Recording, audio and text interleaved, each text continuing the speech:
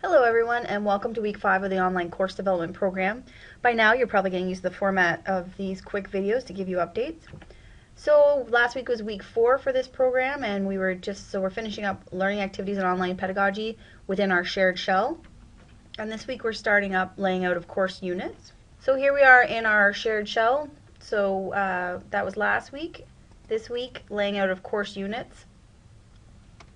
So as per usual, you have some work to do in your workbook, as well as there's some tips and tricks for storing of files and of copying things over from Word. So again, it's a shorter week within our online work, but there's a lot of work for you to do in your workbook. So just keep working away on that. I see lots of great progress within your development shells.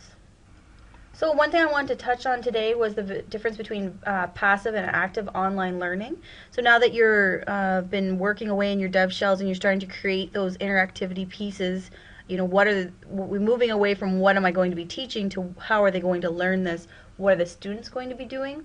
So I've attached to this email a very short article specifically around videos, because we are seeing lots of great videos, and it's got some simple strategies to make your videos take them to that next level, where rather than just passively watching a video and not really understanding the reasoning behind it, there's some great examples on that. As well as there's this link, which will be linked in the email. So this is just another way of looking at online learning, but in more of an active way. Now this pyramid here has been disputed. So this is called the Cone of Learning, adapted by Edgar Dale way back from 1946. I do want to point out that there's been some dispute on this, but it's as if you look at it more of as a rule of thumb or some interesting anecdotes, that's the way to look at it rather than hard and fast research. But it's still an interesting thing to take a look at. And in this case, they've added in the piece about, well, if this was online, what would this look like? So this has passive learning, active learning, and how this works is, in their theory, is what percentage do you remember after 2 weeks? So the most passive, 10% of the materials you may remember after 2 weeks, all the way up to 90. As I said, this research by Edgar Dale has been called into question. However, if we look at it more just as examples, and we do know this is more active than this is passive, it's just a way to take a look at that. It's got some information about presentations, having them say and do things, writing.